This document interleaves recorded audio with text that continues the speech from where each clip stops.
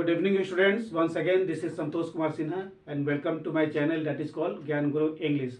और आज भी हम आपके सामने कुछ क्वेश्चंस लेके आए हैं that is called common errors. So आज का क्वेश्चंस हमारा है और आज का पूरा सेशंस होगा। कल भी हम बताए थे कॉमन एरर्स और आज भी हम बताने वाले हैं कॉमन एरर्स से, क्योंकि सामने बहुत सारे एग्जाम्स है, CHSL है, CGL है, बहुत तरह के एग्जाम्स है। उस पॉइंट ऑफ व्यू से बहुत तरह के क्वेश्चंस आपको बताने वाले हैं regarding past tense. So let's see what are the questions and how to solve them properly without wasting our time. So let's see.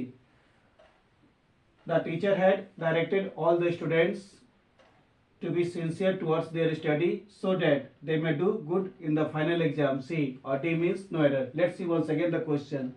The teacher had directed all the students. ये past perfect में जा रहा है क्योंकि had, have और has के बाद हमेशा verb का V3 आता है, तो यहाँ तो directed verb का V3 है ही।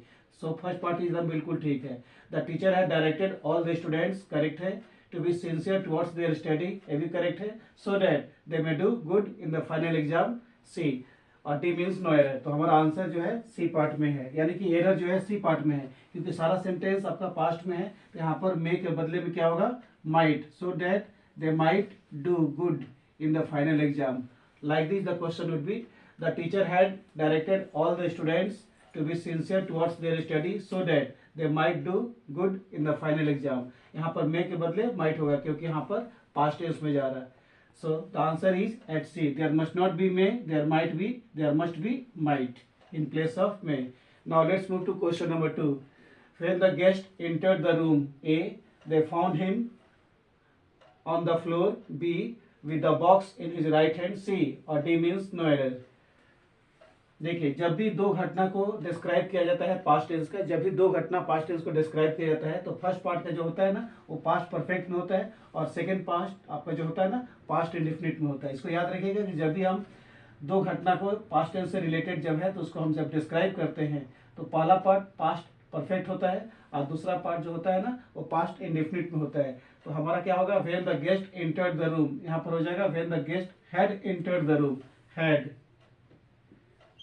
When the guest had entered the room, they found him on the floor with the box in his right hand. यानी कि जब गेस्ट लोग ने रूम में प्रवेश कर चुके थे तो वे लोग उसको पाए फ्लोर पे और उसके दाहिना हाथ में यानी कि बॉक्स था। So the correct answer is at A. जब भी हम दो इंसिडेंट को पास्ट टेंस को डिस्क्राइब करते हैं तो पहला पार्ट जो होता है ना वो हमेशा पास्ट परफेक्ट होता है और सेकंड पार्ट जो होता है ना हमेशा पास्ट इंडेफिनिट होता है। इसको याद रखिएगा और इससे एग्जाम में क्वेश्चन जरूर आता है। So the answer is at A. There must be had entered. Guest entered के बदले क्या होगा, गेस्ट हैड एंटर्ड, यानी कि गेस्ट लोग प्रवेश कर चुके थे। Now let's move to question number 3. The schedule could not maintain A due to inadequate number of staff members. B, having required work experience. C और D means no error। और एक क्वेश्चन कॉर्पोरेशन बैंक PO में पूछा था 2005 में। तो इसमें देखते हैं कि क्या एरर है।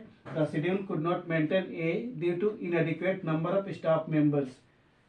यहाँ बी पार्ट में एरर है, यहाँ पर इनएडिक्वेट को हटा करके हम लोग एडिक्वेट लिखेंगे, ठीक है, क्योंकि ये इनएडिक्वेट यहाँ पर इनअप्रोप्रिएट था। तो आंसर हो जाएगा the schedule could not maintain due to adequate number of staff members having required experience work experience and this question was asked in the corporation bank PO in the year 2005। तो चलिए देखते हैं कि हमारा आज का अगला क्वेश्चन क्या है।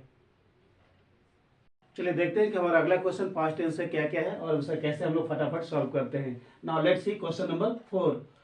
देखते हैं क्या बोलता है। One of the victims of November 26, 2008 Mumbai attack, A हो गया। Try to tell the news papers, B हो गया। What has happened but his words were not audible, means उसका वॉइस सुनने लायक नहीं था। तो और डी में बोलता है no error.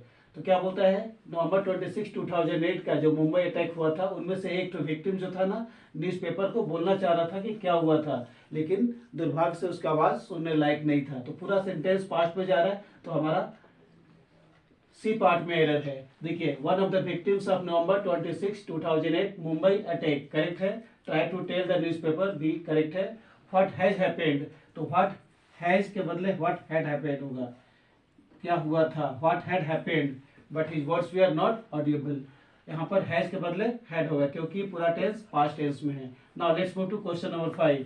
I could not recall a what she has done what she has told me, यहाँ बी पार्ट में एरर है। ए भी सेंटेंस हमारा पास्ट में जा रहा है। आई कुड नॉट रिकॉल, मैं उसको रिकॉल नहीं कर सकता था। What she has told me, तो शी हैज के बदले she had told me. what she had told me about her concern with Vishal. तो हमारा क्वेश्चन नंबर 5 का बी पार्ट में एरर है। आंसर ऐसे हो जाएगा, I could not recall what she had told me about her concern with Vishal, और D means no error. So the answer is at B, there must not be has, there must be had, because the tense is in past tense. Now let's move to question number 6। The जज had not given a any decision regarding the matter B until he had studied the case C, और D means no error। इसमें भी हमारा error है, ए part में error है। तो यहाँ पर पास्ट परफेक्ट में नहीं होगा, पास्ट इंडेफिनिट में होगा। क्या होगा कि जज ने डिसीजन नहीं दिया था केस के बारे में जब तक उसने केस को डीपली पढ़ा नहीं था।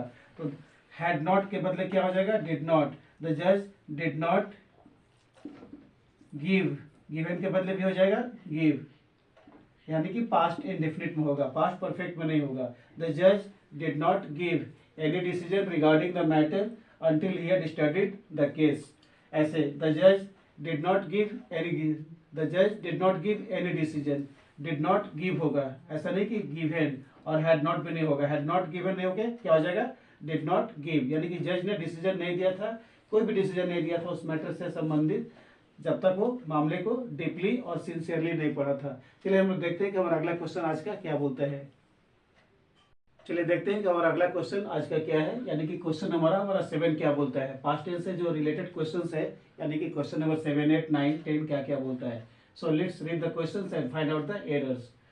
The newspaper told us about the event A that happens a long time ago, B all over the world regarding corona, C और डी मीन्स नो एरर। यानी कि रिसेंटली क्वेश्चन है तो हमारा बी पार्ट में एरर है, क्योंकि सारा सेंटेंस का स्टार्टिंग पास्ट में है। The newspaper told us, newspaper ने हमें बोला था एक ऐसा इवेंट जो पूरा वर्ल्ड में हुआ था आज से कुछ साल पहले, यानी कि कोरोना के बारे में। तो क्या हो जाएगा, the newspaper told us about the event that happens के बदले क्या हो जाएगा, दैट हैपेंड, जो हुआ था, that happened a long time ago all over the world regarding corona. So the answer is at B, there must not be happens, there must be happened. Like this, the newspaper told us about the event that happened a long time ago all over the world regarding corona. So the answer is at B, there must be happened in place of happens. Now let's move to question number 8. Ravi along with his parents was going to Pune by train. Ravi अपने parents के साथ पुणे जा रहा था by train से, because his elder brother was seriously ill, क्योंकि उसका बड़ा भाई बहुत सीरियसली बीमार था, and admitted in the hospital, और हॉस्पिटल में एडमिट था, और D means no error. So the answer is at D, the answer is absolutely correct. Now let's move to question number 9। When the students reach late, जब विद्यार्थियों ने late पहुंचा, the principal of the college objected their entering, be the class without his permission, D और C और D means no error.